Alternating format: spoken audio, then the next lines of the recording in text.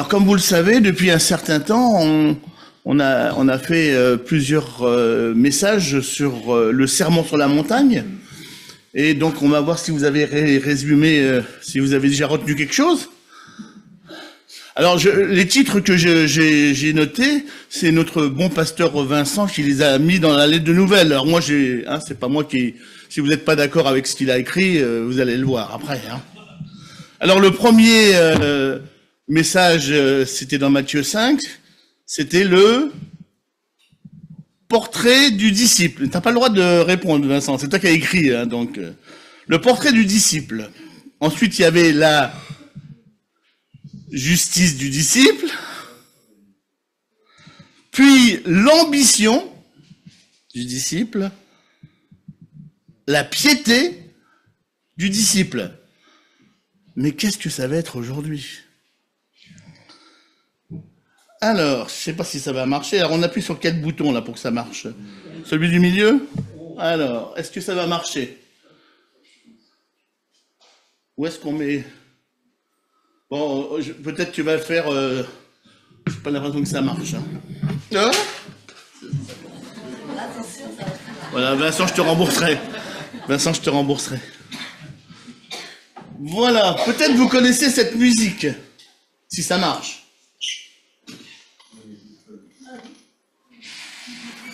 Oh, ça marche bien le son. Voilà, donc Vincent a chanté. C'est la musique de Money des Pink Floyd. Money, da, da, da.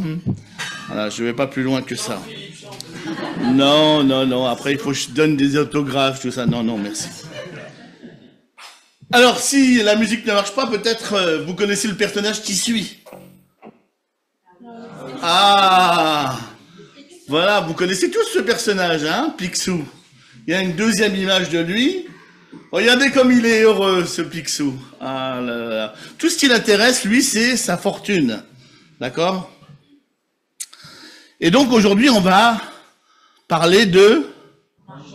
En tout cas, au début. Donc, on va lire d'abord le début, les deux premiers versets de Matthieu 19 et 20.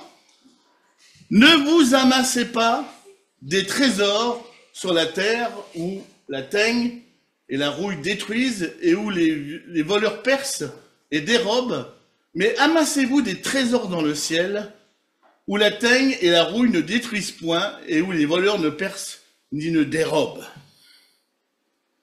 Alors, qui parmi vous a amassé des trésors? Donc, vous pouvez lever la main. Peut-être Michel? Non. Vincent? Non plus. Parce que sinon, moi, je vous présente à notre trésorier et il peut vous proposer un certain nombre de choses. Et d'ailleurs, notre sœur voudrait bien aussi vous rencontrer, hein, si jamais vous avez amassé des trésors.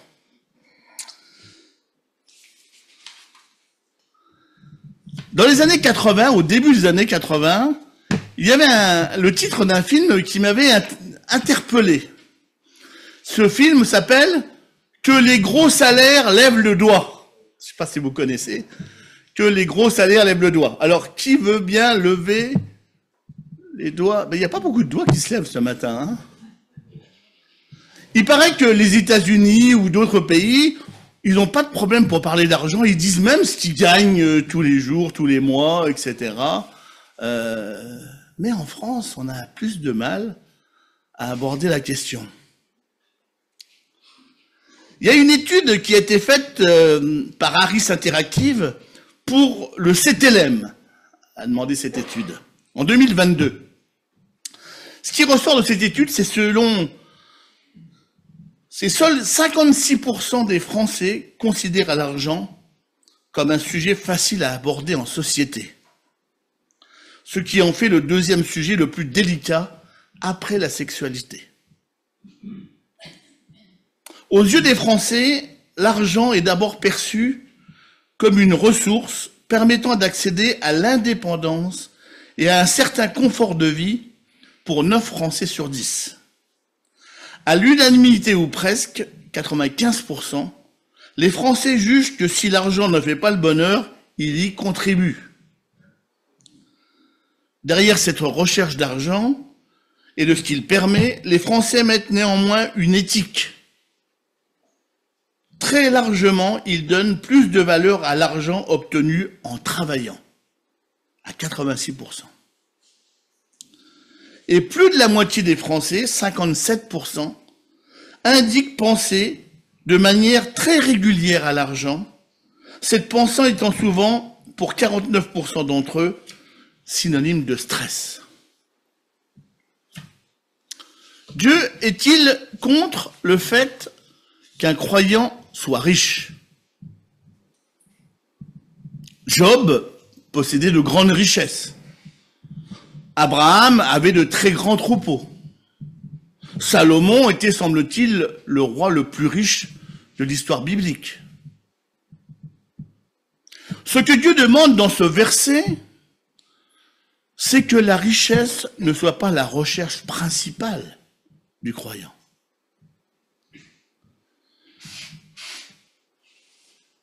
Parce que la poursuite de la richesse a des pièges extrêmement dangereux. Job, Abraham, Salomon ne recherchaient pas la richesse, mais Dieu leur a donné la richesse. Mais ce n'était pas leur but. Abraham n'a jamais recherché à gagner de l'argent. Job non plus. Salomon a reçu la richesse parce que il avait d'abord choisi la sagesse et Dieu lui a dit, mais par-dessus, je te donnerai. Toutes ces personnes, c'est Dieu qui leur a donné cette richesse. Ils ne l'ont pas recherchée. La poursuite de la richesse, je l'ai dit, a des pièges extrêmement dangereux. Vous connaissez peut-être le verset de 1 Timothée 6 qui nous dit « Mais ceux qui veulent s'enrichir tombent dans la tentation, dans le piège et dans beaucoup de désirs insensés et pernicieux qui plongent les hommes dans la ruine et la perdition. » Il va fort, hein, Paul, hein? Et dans l'Ecclésiaste, on lit ceci, « Celui qui aime l'argent n'est pas rassasié par l'argent.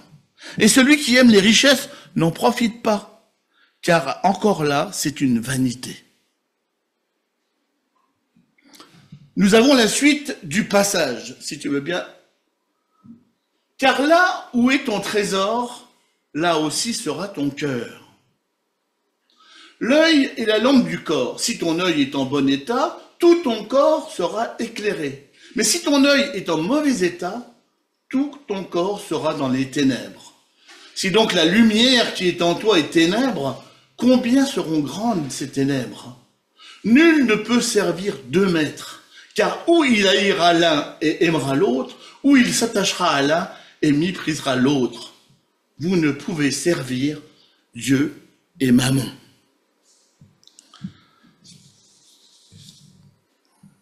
Le cœur, c'est ce qui est au plus profond de nous. Là où est ton trésor, là est ton cœur. C'est ce qui est au plus profond de nous. Qu'est-ce qui remplit nos cœurs, frères et sœurs, ce matin? Qu'est-ce qui remplit nos cœurs?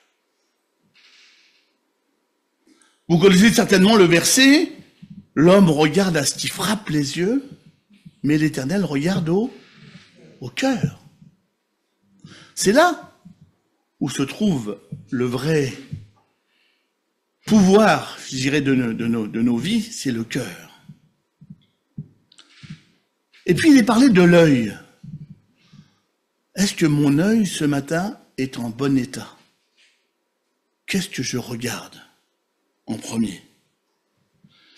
Est-ce que c'est le matelas de bien sur lequel j'aimerais bien m'allonger, comme vous avez vu, Picsou? Qu'est-ce qui attire mon attention? Vous savez certainement ce qui est demandé dans Hébreux 12, versets 1 et 2. Rejetons tout fardeau et le péché qui nous enlace si facilement et courons avec persévérance l'épreuve qui nous est proposée. Il s'agit bien d'une épreuve, hein? Les yeux fixés sur... Est-ce que mon œil est fixé sur Jésus? Jésus qui est le pionnier de la foi et qui la porte à son accomplissement. Nul ne peut servir deux maîtres. Et il est parlé de mammon, là, hein, du grec mammonas et de l'araméen mammona, qui est la personnification de la richesse. C'est une personne.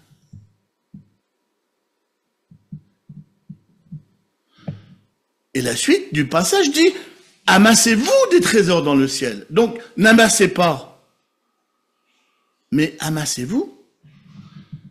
Mais de quoi s'agit-il? Et comment fait-on pour acquérir ces trésors? On peut dire beaucoup de choses, mais si vous étiez là la dernière fois, il nous a parlé de ces trésors déjà. Il nous a dit, mais quand tu fais l'aumône, que ta main gauche ne sache pas ce que fait ta main droite, afin que ton aumône se fasse en secret, et que ton Père, qui voit dans le secret, te le rendra. On pourrait presque changer par qui voit dans ton cœur. Puis le deuxième, mais quand tu pries, entre dans ta chambre, ferme ta porte et prie ton Père qui est dans les lieux secrets, et ton Père qui voit dans le secret ou dans le cœur, te le rendra. Et puis il nous a dit aussi, si vous pardonnez aux hommes leurs offenses, votre Père céleste vous pardonnera aussi. Et enfin, mais quand tu jeûnes, parfume ta tête, lave ton visage, afin de ne pas montrer aux hommes que tu jeûnes, mais à ton Père qui est là dans le lieu secret, et ton Père qui voit dans le secret te le rendra. Faire l'aumône, prier pour les autres, pardonner aux autres, jeûner, c'est-à-dire se priver de quelque chose pour Dieu, voilà probablement des trésors qu'on s'amasse dans le ciel. C'est probablement être le sel et la lumière du monde. Dieu ne juge pas l'action que nous faisons, mais la motivation.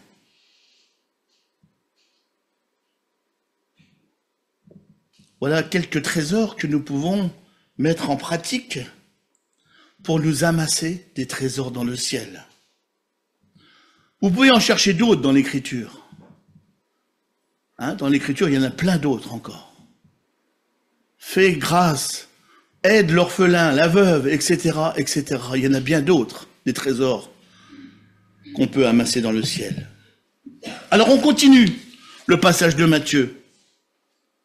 C'est pourquoi je vous dis, ne vous inquiétez pas pour votre vie, de ce que vous mangerez, ni pour votre corps, de quoi vous serez vêtus. La vie n'est-elle pas plus que la nourriture, et le corps plus que le vêtement?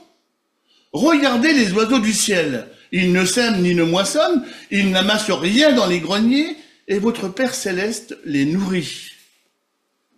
Ne valez-vous pas beaucoup plus qu'eux? Qui de vous, par ses inquiétudes, peut ajouter une coudée à la durée de sa vie? Et pourquoi vous inquiétez au sujet du vêtement?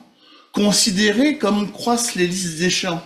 Ils ne travaillent ni ne filent, cependant je vous dis que Salomon même, dans toute sa gloire, n'a pas été vêtu comme l'un d'eux. Si Dieu revêt ainsi l'herbe des champs qui existe aujourd'hui et qui demain sera jetée au four, ne vous vêtira-t-il pas à plus forte raison, gens de peu de foi? Quand Jésus dit « c'est pourquoi je vous dis », il faut faire attention. Hein, je l'ai souligné, c'est pourquoi je vous dis. Donc, ici ce n'est plus l'amour de l'argent, mais l'inquiétude. Soit pour la nourriture, soit pour le vêtement. Deux exemples qui regroupent l'ensemble de nos besoins, en fait. Et cela peut provoquer chez nous des soucis, n'est-ce pas? Allez, une petite blague. Vous aimez les petites blagues? Un médecin conseille à une patiente qui a du mal à dormir la nuit, le soir, avant de vous coucher, laissez vos ennuis et vos soucis au pied du lit. Mais docteur, jamais mon mari ne voudra dormir par terre. C'est ma femme qui m'a dit de la raconter. Hein. Quand Jésus dit « ne vous inquiétez pas », on a souvent tendance à dire « oui Seigneur, t'es gentil, mais si j'ai pas de quoi manger, ben, je meurs. Si je n'ai pas de logement, de vêtements, je meurs de froid. » En plus, Jésus, il nous donne comme exemple à suivre les oiseaux. Vous connaissez la chanson? Fait comme l'oiseau, sa vie d'air pur et d'eau fraîche, un oiseau, et jamais rien ne l'empêche, l'oiseau, d'aller plus haut. Vous avez remarqué que dans le texte, il y a de nouveau le mot amasser. La fourmi fait des réserves, mais pas l'oiseau. Il ne faut pas confondre prévoyance, parce que la prévoyance de la fourmi est louée dans la Bible. Il ne faut pas confondre prévoyance et inquiétude. Souvenons-nous, quand le peuple d'Israël était dans le désert, Dieu leur donnait la manne seulement pour un jour. Si jamais ils voulaient en prendre plus, ça pourrissait. Il y avait juste 2 jours pour le sabbat en prévoyance. Mais Dieu les nourrissait chaque jour. Croyons-nous que Dieu puisse pourvoir à nos besoins chaque jour. Souvent, il m'est arrivé, quand j'avais un péché ou une difficulté récurrente, de demander à Dieu son aide en lui disant « Seigneur, avec ton aide, je voudrais résister, mais juste aujourd'hui. Je ne veux pas m'engager plus que cela. » Je ne sais pas si vous avez fait cette expérience, je l'ai fait plusieurs fois dans ma vie. Et Dieu, dans sa fidélité, m'a permis de tenir plus, mais c'est par sa puissance, par sa grâce. Mais moi, je m'engage pour un jour. L'inquiétude peut être récurrente pour nous. Demandons à Dieu de tenir sans inquiétude seulement un jour. Le reste sera par sa grâce. La prise de conscience de l'inquiétude, et ça c'est un monsieur qui a écrit ça, Rémi Dubar, il a écrit « La prise de conscience de l'inquiétude n'est pas... » Non, pardon. La prise de conscience que l'inquiétude n'est pas un levier de motivation valide, ni une stratégie efficace pour se préparer au pire, le fait de cette prise de conscience est libératrice. Elle ouvre la porte à des approches plus constructives pour faire face aux situations stressantes. L'inquiétude ne sert à rien. C'est ce que dit Jésus. Qui de vous, par ses inquiétudes, peut ajouter une coudée? Vous savez, une coudée, c'est 50 cm, hein. C'est pas beaucoup. À sa vie, à la durée de sa vie. L'inquiétude ne sert à rien. C'est pas parce qu'on va s'inquiéter que ça va s'arranger, hein. Sûrement pas. Et le pire encore, c'est que l'inquiétude nous fait regarder à nous et plus à Dieu. Et pire peut-être encore, c'est que ça ne nous fait plus voir les choses correctement.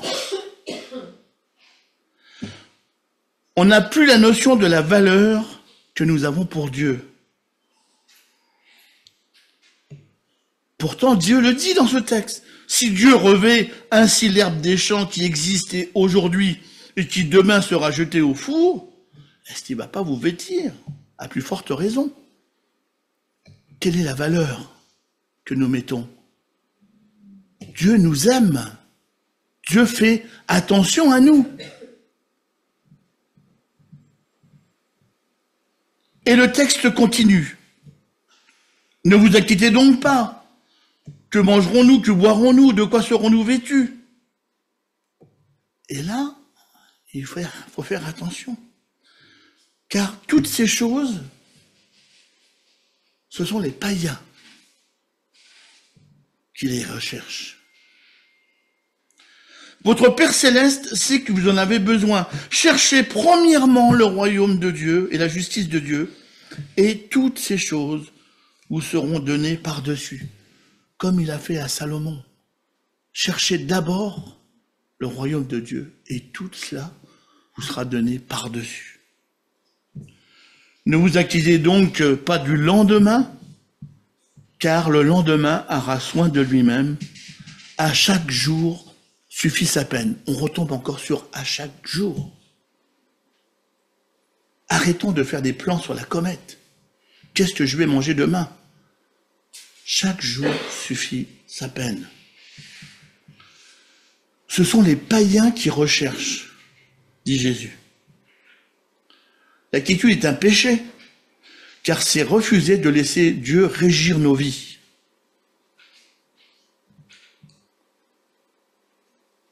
Ça, c'est les païens qui recherchent ça. Est-ce qu'on veut leur ressembler? Voici l'objet de notre attention. Cherchez premièrement le royaume et la justice de Dieu, et toutes ces choses vous seront données par-dessus. Je vais conclure. La vraie question est là. Voulons-nous marcher par la vue, comme les païens, ou voulons-nous marcher par la foi, en comptant sur Dieu? C'est la bonne question.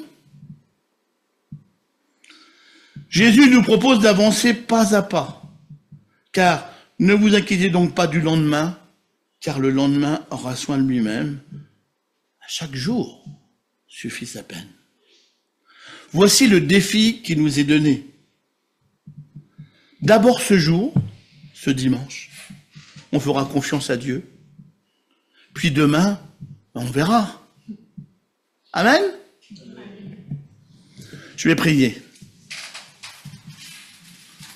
Seigneur, combien de fois je regarde à moi-même et je te fais pas confiance. Combien de fois je veux craindre pour ceci, pour cela. Combien de fois le stress prend le pas sur, et je parle du mauvais stress, sur la foi que je dois avoir en toi, Seigneur. Je te demande pardon, nous te demandons pardon. Nous avons besoin que tu nous aides, Seigneur, à marcher chaque jour avec toi. C'est notre prière encore ce matin. Amen.